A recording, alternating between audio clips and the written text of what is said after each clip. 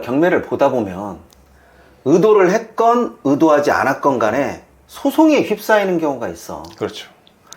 소송을 할 때는 누구나 두렵기는 마찬가지거든. 그럼요. 일반 사람들은 보통 소송할 일이 얼마나 있겠어요. 그 중에서도 토지 경매에서는 제일 첫 번째로 농취증 때문에 이게 소송을 가 말어 이 생각을 하게 된다고. 그렇죠. 거기다가 또 소송의 상대방이 그냥 우리 일반인이 아니고 또 행정청하고 소송을 해야 되니까 그런 부분이 좀 많이 부담스럽죠.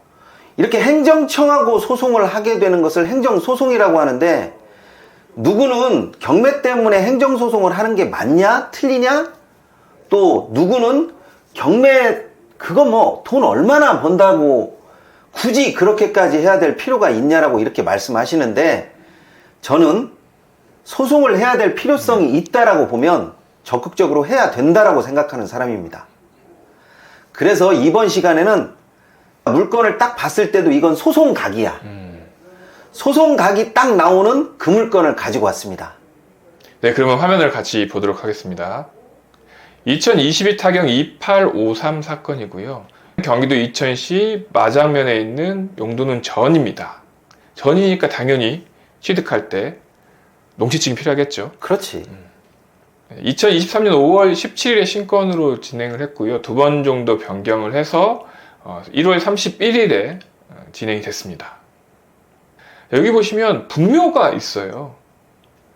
이렇게 농지에 분묘가 있으면 제일 먼저 생각하는 것이 과연 농취증이 나올까? 그렇죠. 안 내주면 내 보증금 떨키는 거 아니야? 그런데 이 부분을 조금 잘 생각해야 되는 게, 농취증이 나오냐 안 나오냐 보다는 그 전 상황을 한번 생각을 해보자고. 농지에 분묘를 쓰는 게 맞아? 분묘를 쓰면 안 되죠. 분묘를 쓰면 안 되는 건데, 그 사람을 탓하는 게 아니라 농지를 취득하는 사람의 소유권을 제한한다는 것은 아무리 생각해도 불합리한 거거든요. 이런 불합리한 것은 적극적으로 깨서 없앨 생각을 해야 되는데, 이게 농취증이 안 나온다라는 그 사실만 가지고 사람들이 겁을 먹게 돼. 그렇죠. 지금 이 물건도 굉장히 많이 유찰이 됐는데, 이렇게 유찰이 된 가장 큰 이유는 내가 보기에는 농취증 문제인 것 같아. 그럴 수도 있습니다. 그래서 이게 뭐 맹지다, 가격이 있다 없다 그것을 떠나서 일단은 저 분묘 하나 때문에 가격이 저렇게 떨어지게 되면, 물론 경매에서 낮은 가격에 취득하는 것은 이점이 될 수 있지만 소유권을 이전 못한다라는 것은 굉장히 큰 단점이기 때문에 이 부분을 잘 살리는 사람이 있고 이 부분을 그냥 넘겨버리는 사람이 있기 때문에 이 상황에서 이익을 추구하느냐 마느냐 이런 것은 소송에 달린 거거든. 그렇죠. 사진을 보니까 이 농지에 분묘가 이렇게 있거든요. 이렇게 하나 있고 또 옆으로도 이 농지는 아니지만 옆으로도 또 분묘가 있습니다. 이 분묘가 있기 때문에 지목이 분명 전이었거든요. 그렇지. 그리고 경작을 하지 않고 있기 때문에 농취증 담당자로서는 농지로 만들어야 농취증을 내준다고 하는 그런 말을 할 수도 있습니다. 자, 그런데 여기서 좀 분명하게 알아야 될 것은 농취증이 없으면 소유권을 이전할 수가 없어요.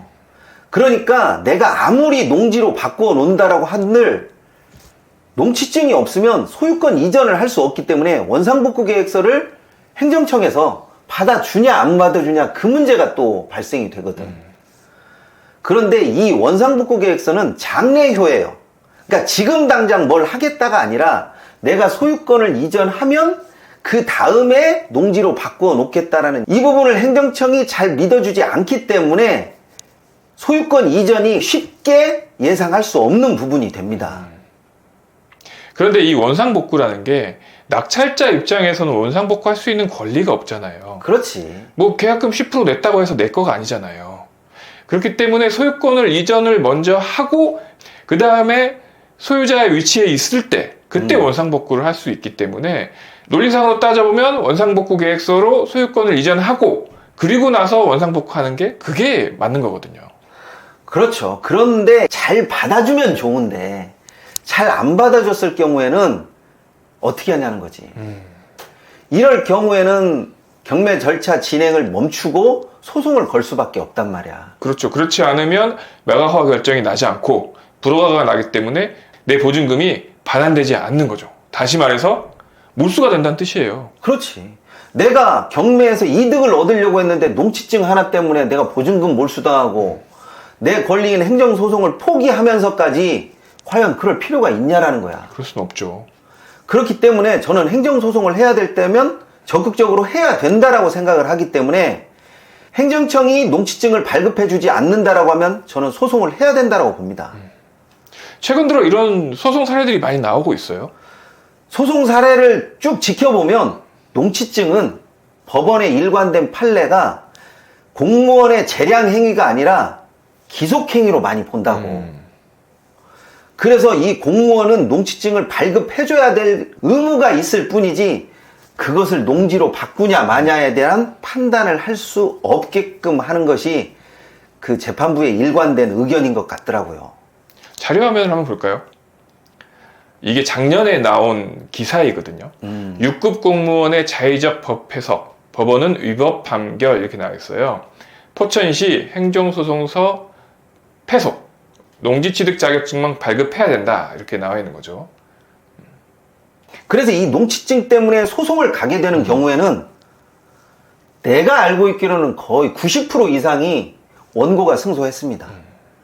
그러니까 너무나 무서워할 일도 아니고 내가 농취증 때문에 혹은 농취증이 안 나와서 어떤 불이익을 당할 거라는 염려를 가지고 토지경매 입찰을 하게 되면 계속적으로 그 불안감이 따라다니는 거고 그래 안 되면 내가 행정소송이라도 한다 이렇게 생각을 하게 되면 적극적으로 딴 사람들이 좀 더 기피하는 물건을 소유권을 취득할 수 있다라고 봅니다. 그렇죠. 이런 소송 부분이 부담된다. 그러면 요즘엔 농취증을 미리 신청할 수 있잖아요. 그렇지. 그래서 미리 신청을 해 보시고 만약에 농취증이 안 나온다. 그럼 판단을 하셔야겠죠. 내가 소송을 하기 싫으면 그냥 그 물건은 입찰 안 하고 포기하는 거고 포기하기에는 수익이 너무 클 것 같아. 그러면 입찰하고 소송을 하더라도 농취증 받아서 이 물건을 진행해야죠. 그러니까 미리 판단하라는 이야기는 맞는데 그렇다고 해서 너무나 저렇게 소송을 무서워할 필요는 저는 없다라고 봅니다. 그리고 이제까지 나온 판례상 많이 이겼어요.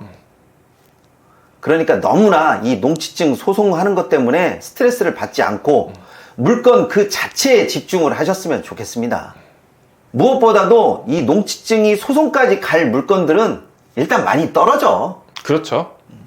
그러니까 소송까지 염두에 둔다라고 하면 훨씬 더 낮은 가격에 되면 되고 말면 만다라는 식으로 입찰에 참여해 보시기 바랍니다.